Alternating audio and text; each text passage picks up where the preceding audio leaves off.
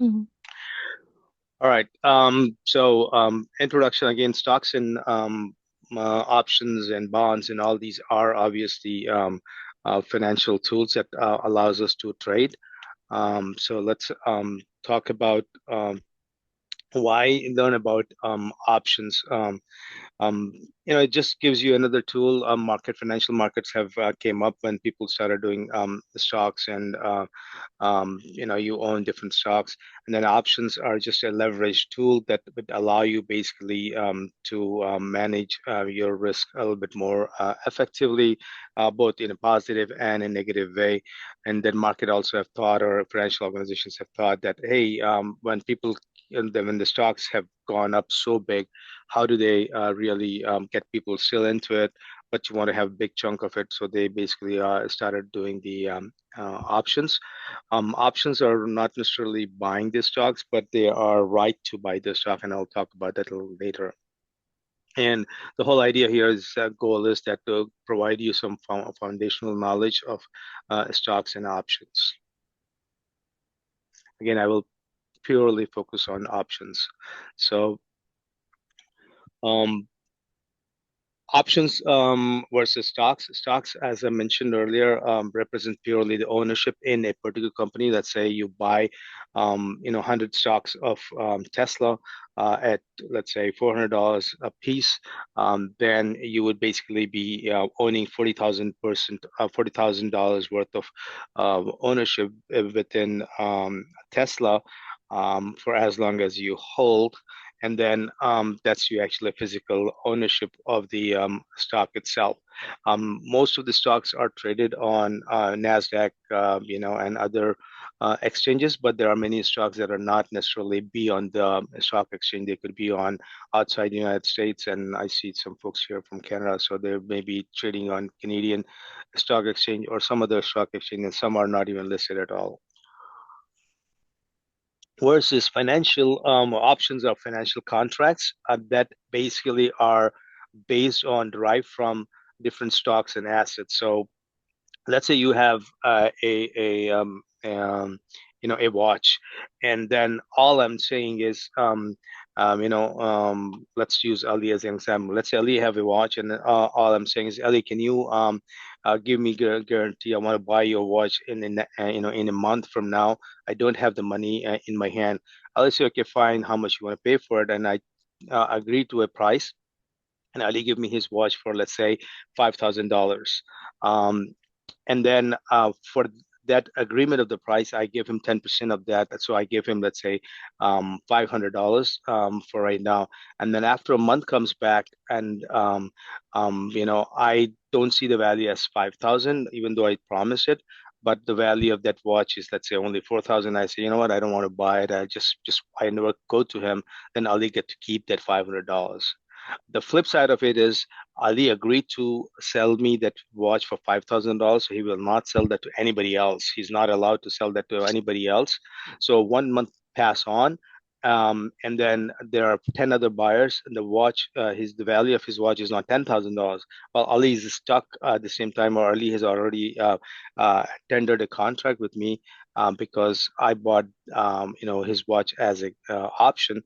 So after a month, I pay at least still $5,000, but I have the option to sell that watch for, because its value is not 10,000. I sell it to somebody at $10,000, and then I get to keep that $5,000 minus 500 I gave it to Ali. Make sense? So that's in a nutshell an option. Um, Options allows you to hedging, speculation, and generating multiple ways of income. Um, So the biggest benefit people see in the stocks versus options is that you don't need necessarily to own these stocks, versus options you can do many contracts, just like we talked about buying watch from Ali. Even though his watch is $5,000, I guaranteed buying from him for only $500. The downside of it is that if the watch value never goes to where I want it to go, then I'm going to lose the premium. Sarah, keep me honest in the time if I'm getting too much. Mhm. Idea is to put like 5 to 10 minutes maximum on each slide. All right, the basics of options. Guys, feel free. This is a small group. Feel free to jump in if you guys have any questions. The basics of options is there's a strike price. So just like how I mentioned, Ali's watch I want to buy, I agreed to a price of $5,000. Um, you know, but for the premium to buy his watch for $5,000, I said, okay, I will give you $500. And then I said I will come back in a month and pay you. Hopefully, I will have that much money by within a month. So that's basically the key terms of a options. And every option would have a strike price. Every option you have to pay a small amount of premium, and then you will basically have a time decay or expiration date.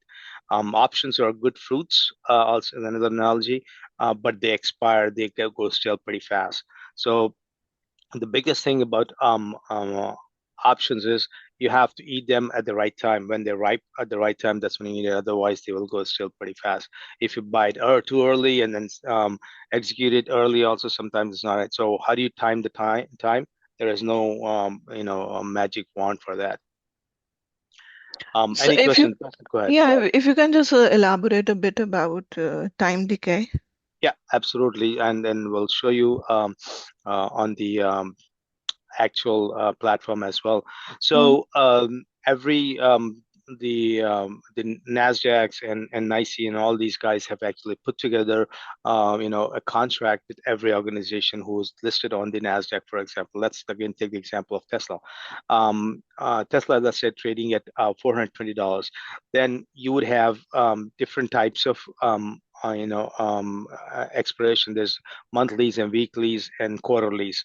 So let's stick with, for the discussion purposes, monthly. So every stock that would have offered a option, they would have a monthly expiration. So let's say this is the month of December. So there will be, you know, options expiring end of December, the last Friday of December, let's say 25th of December. mm. So, and then in that expiration, you basically would have different strike prices. So you would have a strike price of 420, you would have a strike price of 400, 410, 420, 430, 440, and it goes on. The farther you go, the bigger would be the premium depending upon which direction you're choosing. But the expiration would be every month. That once it expires, that option, if it meets the criteria, if it meets a strike price, then it's good. Otherwise, it just goes stale. It means it's just throw away. That option is no good. Make sense? So for example, if I bought a Tesla option for expiring on Friday, um, so the more nearer I go to the expiration date, does it expire, the time value of that option goes down? Yeah. So you just mentioned one thing that these key three terms are very, very important. So you mentioned expiration, then you also have to mention to me what strike price you have. So Mm, if the strike price is close to your expiration, then it makes sense. So for example, just give me a price code. Let's say $500 was your strike price. mm, All right, and then the stock is trading today, and today's Friday. And it's only trading at 420 and your strike price is 500, then you after market closes, your option is of no value, it becomes zero value. But let's say, for okay. example, your strike price was 300 and today's expiration, the option that you have, the market stock is trading at 500, then your stock price will automatically jump to $200 at least, Mm. because it has already gone beyond your strike price. So one question, if the option is expiring on Friday, is it better to exit the position on Thursday or Friday is also good? Friday is also good. You could exit until the very last minute, till the market closes 3 o'clock Central Time. Stocks are traded. I mean, sorry, options are traded Mm, regular business hours. Every day from 8:30 CST to 3 p.m. CST. So you could exit the day before. But if you don't exit, and mm, then your option is good, then you are basically buying the right to you cannot walk away at that point. So let's say for example you buy one option of Tesla, and then you're good on Tesla. For example, you had a strike price of 420, and then the stock is at 421 now. Then you buy one call of Tesla. So then if you don't exit by Friday close of market, on Monday morning or Saturday, you already have bought one option, which means 100 stocks of Tesla at 420. So now you should have that much money in your account, or you have to provide the that much in your account. You cannot sell that. Or you could do it the other way around, is you already have the ownership. On Monday, you hope that the stock is at 420 plus, then you just sell it right away, and then you get your premium back, your money back. So it's not essential to exit on Friday on the expiry date? It is essential in the sense that if you don't have money, then it is essential. If you do have the money, then it's not essential. But Oh, at the same time, okay. it all depends upon the strike price. So let me go through a little bit more. Mm. So there are two types of calls. There's two types of options. There's call options, and then there are put options. Call options are always it's a right to buy an asset, at a particular price, and there are usually calls are bought with the assumption that market is going in a positive way. So if the stock is going keep going upward direction, then those are calls are usually good. Again, I keep on saying usually because I'll go a little bit more detail on different types of calls. And the puts are usually buy puts against the stock you already may have. An insurance put is an insurance against your existing stocks, but you could also buy naked, meaning you could also buy a put if a particular stock is going down. Then when the stocks go down, the premium of put keeps going up. When the stock goes up, the premium of call goes up. All right. So Mm. let's talk about options. So there are basically you can buy calls, you can sell calls. Um, uh, so example, buy a call at $50. If a stock rises to 60, so you would get basically $10, per option, per stock, which means basically 100. Usually, every option consists of 100 stocks. One call is equal to 100 stocks. So if the stock goes from 50 to $60, you basically made $1,000 on that particular one call. You could sell a call, meaning just like how you'd buy a call, you could sell a call. Let's say you sell a call at $50, and then if stock goes to 60, then you have to buy back that particular call, but then you would be basically losing $1,000 on that. The biggest difference between buying a call versus selling a call is selling a call is thinking that a stock will go down or anything like that, then you'll make profit. Or even if you think the stock goes to a certain level, then you can digest that risk. Then you could basically use the selling calls. Versus buying a call is usually if the stock doesn't go up, then you will lose your premium on that. This I briefly mentioned. There's weekly calls and there's also monthly calls. Most of the companies have a monthly call. Some companies like Tesla, Walmart, and Apple, all these, they also have weekly short-term calls. Obviously, the short-term calls are a lot riskier. They expire every Friday, versus long-term calls, they expire at the end of the month. All right. Put options. Like I mentioned, puts are something that you buy against your stock price. And depending upon what value you have, your stock, your stock trading partner or the platform you're using, they may allow you to buy puts without stocks. But some companies put the restriction that you can only buy puts if you have a stock. So let's say if you have 100 Tesla, then you could buy one put. If you do not have any Tesla, then you cannot buy any puts. However, many platforms do give you just the options platform. Then you could buy a put. Basically, you can stock. Um, so talking about Tesla again, let's say Tesla's trading at $420, and you want to buy one put at, let's say, four 420.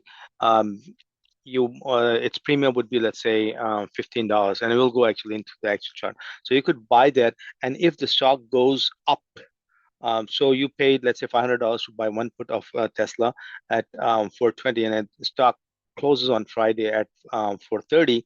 Sorry, yeah, it's 430. Then your put becomes worthless, because it's all again time decay, and if the strike price doesn't meet by the time your put expires, then that particular put becomes basically worthless if the stock price goes up.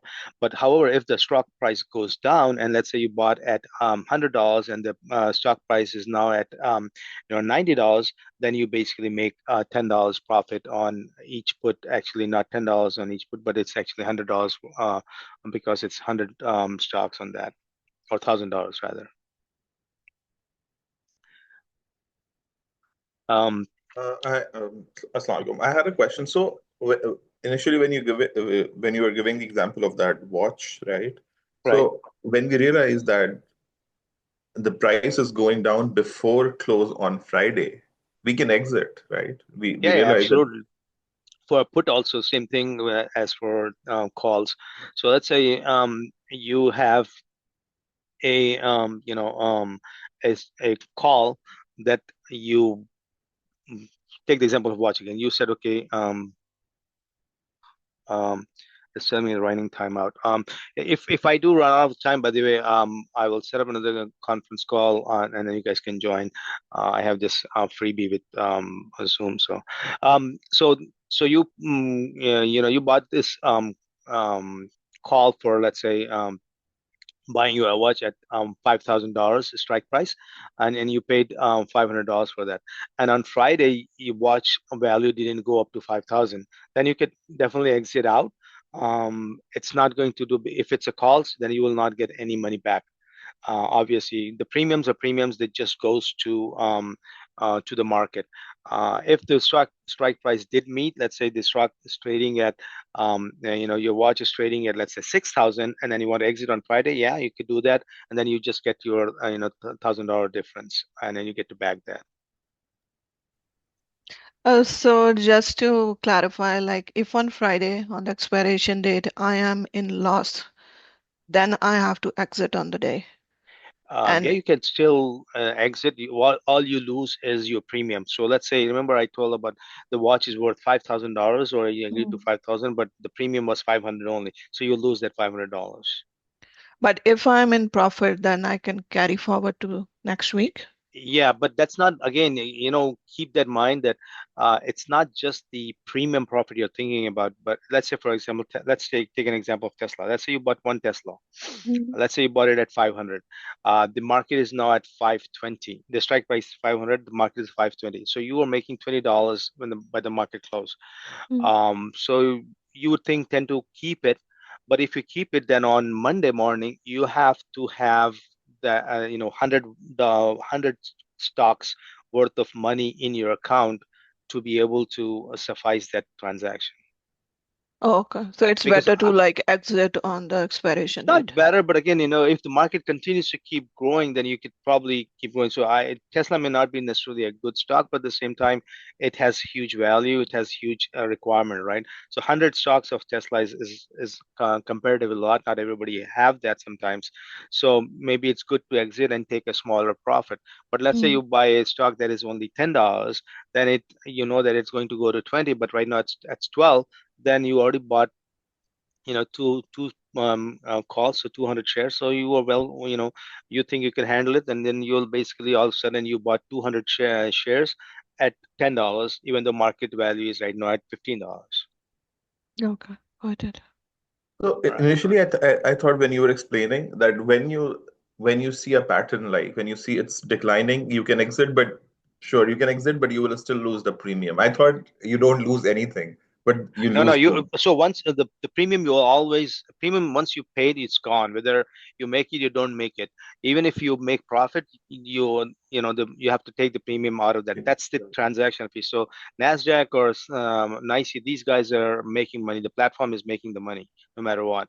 So if it's like this, I told you a month before that I'll buy you a watch for $5,000, but to guarantee that I give you $100. That is the contract I'm giving you. So for that $100 you're holding, you're not allowed to sell that watch to anybody else.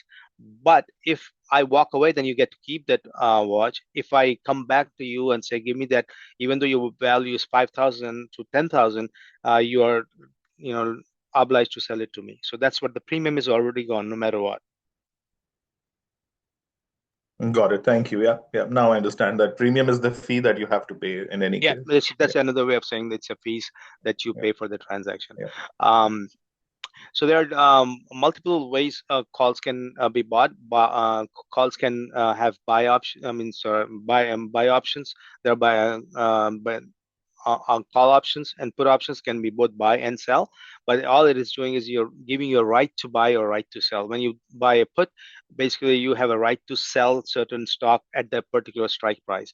When you buy some calls, you have a right to buy certain stocks, so many stocks at that particular price.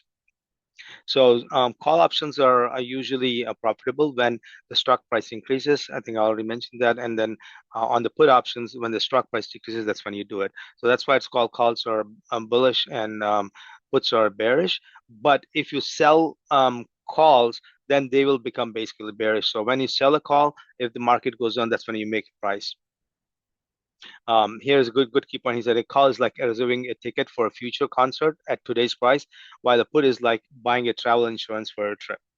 So if you cancel if for whatever reason the trip got canceled, then your insurance really makes worthwhile, right? You buy a car insurance and the car gets totaled, then you're like, man, that $1,000 was worth it. But you never had any accident, then you already lost that particular insurance money. Versus buying a movie ticket or buying a ticket for something else, and then the value of that movie or that concert goes up, then you can scalp that ticket for much higher value. So this is just another analogy. Um, Strategies, I will not go too much into strategies, and I think I don't know how much time I have. So there are covered calls, basically meaning if you, let's say for example, you have 100 stocks of Tesla, then you can any puts you buy, not any puts, so you have the option to buy one put, or you can sell one call. That's called covered call, meaning you are covering for what you have in your ownership. Long calls are buy a call to speculate on stock price to increase. Well, long calls is anything that you want to continue to hold beyond your expiration date. The put out same thing. Again, so let's say for example you have 100 stocks of Tesla, and then you suspect that it might go down, then you will just buy one put for against 100 stocks, and then you just pay the premium. If the stock goes down, you get to collect on that particular premium. You get to collect on that. So let's say stock is trading at 420 today, you buy one put for your 100 stocks, and then in 5 days the stock goes down to, let's say, $200. So your put price will keep the premium for put will keep rising up. So when you exit, you will basically you still sell 100 Tesla stocks at $400 because you already have a put against it. Um, Selling a put is same as buying a stock basically, and then you just earn a premium and potentially buy a stock at a discount price.